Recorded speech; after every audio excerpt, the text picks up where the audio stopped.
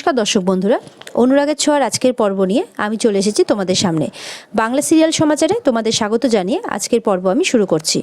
দেখা যাচ্ছে দীপা তো খাবার বানাচ্ছে, আর সেই ব্লগটা দেখে দেখে এদিকে চারুও বানাচ্ছে সোনার জন্যে। আর এদিকে সূর্য পাশে দাঁড়িয়ে আছে। সূর্য তো শুধু মনে হচ্ছে যে এটা দীপার তৈরি, এটা দীপাই, আর এইভাবে গার্নিশ তো দীপাই করে। আবার ভাবছে অনেকেই তো এরকম গার্নিশ করতে পারে, কেন আমার এরকম স্ট্রং ফিলিং হচ্ছে, কেন দীপার কথা আমার বারবার মনে হচ্ছে, এরকমই সূর্য ভাবতে থাকে। আর ওদিকে দেখা যাচ্ছে দীপার তো বানানো হয়ে গেছে, সবাইকে এবার সার্ভও করে দিয়েছে দীপা। এবার সবাই খেয়ে তো খুব খুশি, বলে যে সঙ্গে কিচ্ছু লাগবে না, এত সুন্দর হয়েছে, এত সুন্দর গন্ধ, কালার, খেতে দারুণ হয়েছে, সবাই খুব নাম করছে। আর মিস নন্দা বলে তুমি খাবে না? বলে হ্যাঁ খাবো তো। তারপর যখন দীপা নিজের প্লেটটা হাতে নেয় তখন তার মেয়েদের কথা মনে পড়ে, তার মেয়েরাও তো খেতে খুব ভালোবাসতো। ঠাকুরের কাছে প্রার্থনা করতে থাকে ওরা যেখানেই থাকুক না কেন ওদের মুখে যাতে খাবার জোটে, আর সোনা ওর উপর যে রাগ করে আছে সেই রাগটা যাতে মিটে যায়, সে যাতে ভালো থাকে, খুশি থাকে, এরকম প্রার্থনা করতে থাকে। এদিকে দেখা যাচ্ছে চারু সূর্যকে বলে যাও এবার তুমি গিয়ে সার্ভ করে দাও সোনাকে। সূর্য বলে এরকম ফ্লাওয়ার কাট সোনা নাও পছন্দ করতে পারে, বলে তুমি গিয়ে দাও তো, ওর খুব ভালো লাগবে। এদিকে দেখা যাচ্ছে সোনা বসে বসে ওর মায়ের কথাই ভাবছে। এদিকে দেখা যাচ্ছে সোনাকে গিয়ে সেই খাবারটা সার্ভ করা হয়। সোনা তো দেখেই চিনতে পারে, বলে এটা কে বানিয়েছে, সমানে প্রশ্ন করতে থাকে, বলো এটা কে বানিয়েছে। সূর্য তো চুপ করে থাকে। অনেকক্ষণ পর চারু বলে কে আবার, তোমার চারু বানিয়েছে। তারপরে সোনা তো অবাক হয়, বলে তুমি বানিয়েছো। তারপর যখনই মুখে দেয় তখনই তার মায়ের হাতে রান্নার টেস্ট পায় আর দীপার কথা মনে করতে থাকে। আর এদিকে দেখা যাচ্ছে সূর্য সেই ব্লগটা দেখছে। ব্লগটা দেখে বলে যে আমার কি দীপার হাত চিনতে এত ভুল হচ্ছে, কিন্তু চারু যে বলছে যার গলার ভয়েস তারই হাত, কি করে সম্ভব? আর তাছাড়া আমি বা দীপার কথা এত কেন ভাবছি, এরকমই ভাবতে থাকে সূর্য। এরপরে দেখা যাচ্ছে চারু নিচে আসে, সূর্যকে বলে সাবস্ক্রাইব করলে চ্যানেলটা। সূর্য বলে না, জাস্ট ভিডিওটা দেখছিলাম। তখন চারু বলে দাঁড়াও তো আমি দেখি কোনো শর্ট ভিডিও আর আপলোড করেছে কিনা মায়ের ছোঁয়া থেকে। তখন সে দেখে যে না করেনি, কিন্তু সে আশ্চর্যজনক জিনিস দেখতে পায় যে রেস্টুরেন্টটা তো তার খুব চেনা, এটা তো বিংবং রেস্টুরেন্ট। তখন চারু বলে তার মানে মায়ের ছোঁয়া এসজি, সে আমার এত কাছে। এদিকে তো দীপার খাবার খেয়ে সবাই খুব সুনাম করছে। আর সেই শেফ বলে যে তুমি এখানে কেন এই ঝাড়ু মোছার কাজ করছো বলো তো, তুমি তো এত সুন্দর রান্না করছো, তুমি তো যে কোনো শেফকেও ফেল করাবে, তুমি তো কোনো বড় বড় রেস্টুরেন্টে করতে পারো কাজ, কিংবা এই যে ভ্লগ হচ্ছে তোমার, এখান থেকে তো প্রচুর টাকা কামাতে পারো তুমি কেন এইসব করছো না বলো তো। আমাদের স্যার তো খালি একটু পান থেকে চুন খসলে খ্যাচ খ্যাচ খ্যাচ করতে থাকে। তখন দীপা বলে না না ওরকমভাবে বলতে নেই, দেখো উনি না থাকলে কি আমাদের দুবেলা দুমুঠো খাবার জুটতো বলো। তখন আরেকজন বলে না না মানুষটা ভালো, কিন্তু ওনার কিছু কিছু সমস্যা আছে। একজন সে বলে কিছু কিছু সমস্যা, আর দেখা যাচ্ছে পেছন থেকে সাক্ষ্যদীপ আসছে। ওটাই সমস্যা, মাথা থেকে পা অবধি সমস্যা, এদিকে সমস্যা ওদিকে সমস্যা। তখন দীপা তো সাক্ষ্যদীপকে দেখে না, আর ওদেরকে চুপ করতে বলে। তখন ওরা বলে কি চুপ করতে বলছেন, আর ছাড়ুন তো, এখন তো সাক্ষ্যদীপ স্যার নেই, আর যত ইচ্ছা মনের ভাইরাস বের করুন, আর পেছন থেকে তো সাক্ষ্যদীপ সব শুনছে। কোনো সময় যদি কোনো বাচ্চা কাঁদে তখন সাক্ষ্যদীপ স্যার আপনি যদি ডাক্তারকে বলে আপনি যদি দেরি করেছেন আমি কিন্তু আপনাকে দেখে নেব। আর পেছন থেকে তো সবটা শুনছে, আর দীপা ভাবছে এবার সে কী করবে। পেছনে তো সাক্ষ্যদীপ স্যার, এরাও কিছুতেই চুপ করছে না। বলে আমি শিওর জন্মের সময় বাচ্চাদের মুখে কী দেওয়া হয়, মধু দেওয়া হয়, কিন্তু ওনার মুখে নিম পাতার রস দেওয়া হয়েছিল, বলে হা হা করে হাসতে থাকে। সাক্ষ্যদীপ স্যার বলে তাই নাকি? সে বলে হ্যাঁ, দিয়ে চমকে ওঠে, সব ভয়ে লাফিয়ে ওঠে, কী করবে, কোথায় যাবে কিছু বুঝে পায় না। এবার তো সাক্ষ্যদীপ স্যার সবার ক্লাস নিতে থাকে। দীপা বলে যে এবার আমি কি করি, আমি তো কিছু করিনি, কিন্তু আমি তো ভাইদেরকেও বাঁচাতে পারছি না, ওদের তো কিছু বলতেও পারবো না, বা ওদের নামও নিতে পারবো না, কি করি। এদিকে দীপা কিছু বলতে গেলে সাক্ষ্যদীপ স্যার দীপাকে চুপ করিয়ে দেয় আর তাদেরকে বকতে থাকে। এরপরে তো সাক্ষ্যদীপ স্যার দীপাকেও শোনাতে থাকে। তখন দীপা বলে শুনুন, আমি হয়তো কিছু বলেছিলাম তার জন্য ওরা এরকমভাবে বলেছে, ওদের কোনো দোষ নেই। বলে যে আপনার জন্য এতটা এরা সাহস পাচ্ছে, নাহলে কিন্তু এর আগে কখনো এরা এতটা সাহস পায়নি। বিক্রমকে তখন সাক্ষ্যদীপ বলে কেন এত যখন প্রবলেম আমাকে নিয়ে এখানে আছেন কেন। তখন বিক্রম বলে কোনো সমস্যা নেই স্যার, আমরা জাস্ট একটু মজা করে। তখন সাক্ষ্যদীপ বলে বাও, মজা করে আমাকে নিয়ে আজকাল মজাও হচ্ছে, ভেরি গুড, খুব ভালো। দীপাকে বলে get lost, just get lost from here. তখন বিক্রম বলে স্যার, তখন বলে আমি আপনাকে কোনো কিছু জিজ্ঞাসা করেছি। দীপাকে তো আর পছন্দ হচ্ছে না স্যারের। তখন দীপা বলে স্যার আপনি কখনো স্কুলে পড়েছেন? সাক্ষ্যদীপ বলে হোয়াট। এরপরে দেখা যাচ্ছে সূর্যকে চারু একই কথা বলছে যে এই হাতটা না ওই বিংবংয়ের এসজিরই ছিল।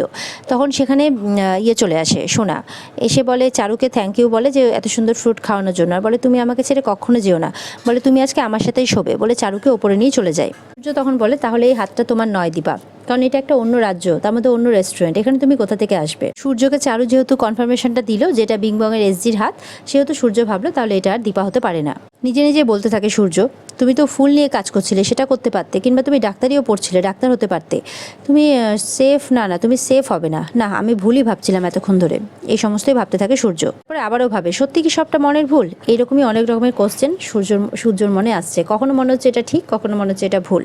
এদিকে নন্দা দীপাকে বলে, কাকে কি বলছো, একটু চুপ করো। তখন দীপা বলে, আমার কথা এখনো শেষ হয়নি নন্দাদি, শুধু জিজ্ঞাসা করছি যে উনি কোনো স্কুলে পড়েছেন কিনা, সেখানে কোনো টিচারকে নিয়ে তো হাসি মজা করেছেন উনি, নাকি না? আপনি কোনো অফিসে যাননি, চাকরি করেননি কখনো, সেখানে অফিসের বসকে নিয়েও তো হাসি ঠাট্টা করা হয়। করা মানে কি কাউকে অপছন্দ করা স্যার? সাক্ষ্যদীপ তো অবাক হয়ে দীপার দিকে তাকিয়ে থাকে। স্যার, আপনি আমাদের অন্নদাতা, আপনার কাছে আমরা সবাই ঋণী। শুধু তাই নয়, আপনি আমাদের অভিভাবকও। বাবা মাকে নিয়েও তো আমরা কত হাসি মজা করি। আপনি করেননি স্যার কখনো? সাক্ষ্যদীপ তো মাথা নিচু করে চুপ করে দাঁড়িয়ে থাকে। যা করেছে স্যার আমরা সবাই মিলে করেছি, তাই যাওয়ার হলে আমরা সবাই একসাথে যাব। এবার আপনি যা বলবেন তাই হবে স্যার। ভেবে দেখুন যে আমরা সকাল থেকে রাত অবধি কত কাজ করি, এখানে সবাই আমরা ফ্যামিলির মতো। তাহলে তখন সাক্ষ্যদীপ দীপাকে চুপ করিয়ে দেয়। এনাফ, অনেক লেকচার শুনেছি আপনার। হ্যাঁ, স্কুলে পড়েছি আমি, কিন্তু এতটা লেকচার আমাকে শুনতে হয়নি। বা বলে, সরি স্যার। সাক্ষ্যদীপ বলে, এটা কাজের জায়গা, এটা মজা করা ইয়ার্কি করার জায়গা নয়, মনে থাকবে এটা কাজের জায়গা। এরপরে মিস নন্দা মায়ের ছোঁয়ার সেই ভিডিও স্যারকে দেখায়। আর বিক্রম বলে, এই মায়ের ছোঁয়ার যিনি মহিলা, সে আর কেউ নয়, আমাদের সেফ দিদি। তো এটা দেখে সাক্ষ্যদীপ একটু অবাক হয়। তখন বিক্রম কানে কানে বলে দীপার, আমরা স্যারের মুড বুঝি, বুঝলে তো। আর নন্দাদি তো একটু ভুলিয়েই দিয়েছে স্যারকে, কোনো চাপ নেই। সাক্ষ্যদীপ তো তখন অবাক হয়। আর আপাতত তাদের কাজের চাকরিটা যাওয়া থেকে তারা বেঁচে যায়। এরপরে দেখা যাচ্ছে চারু টিভি দেখছে, আর ওদিকে সোনা বিছানাতে শুয়ে আছে।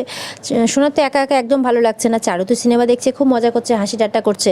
তখন ওদিক থেকে সোনা কী করে, টিভি রিমোট দিয়ে টিভিটা বন্ধ করে দেয়। তখন চারু বলে, বন্ধ করে দিলে যে? তখন সোনা বলে যে আমার একদম কিচ্ছু ভালো লাগছে না। তখন চারু বলে, আচ্ছা এসো, উঠে এসো। বলছি, তুমি তো একটা কাজ করি, আমরা উইকেন্ডে একটা পার্টি করি। পার্টিটা না গ্র্যান্ড পার্টি হবে, বুঝতে পেরেছো? আর এবার ফুডটা না একটু সারপ্রাইজ হবে। তার মানে সারপ্রাইজ, এখানে সবাই বাঙালি খাবার খেতে পছন্দ করে, তাই ফুড হবে বেঙ্গলি। তখন সোনা বলে, বেঙ্গলি ফুড? কিন্তু তুমি তো, তখন চারু বলে, আমি জানি যে আমায় কি করতে হবে। আর ধীরে ধীরে বলে, মায়ের ছোঁয়া তো আছেই। মানে চারু এবার প্ল্যান করেছে যে পার্টিতে আর কেউ নয়, আমার মনে হয় এসজি, মানে মায়ের ছোঁয়ার সেই মহিলাকে দিয়েই সে রান্নাটা করাবে। এটাই সে মনে মনে প্ল্যান করেছে।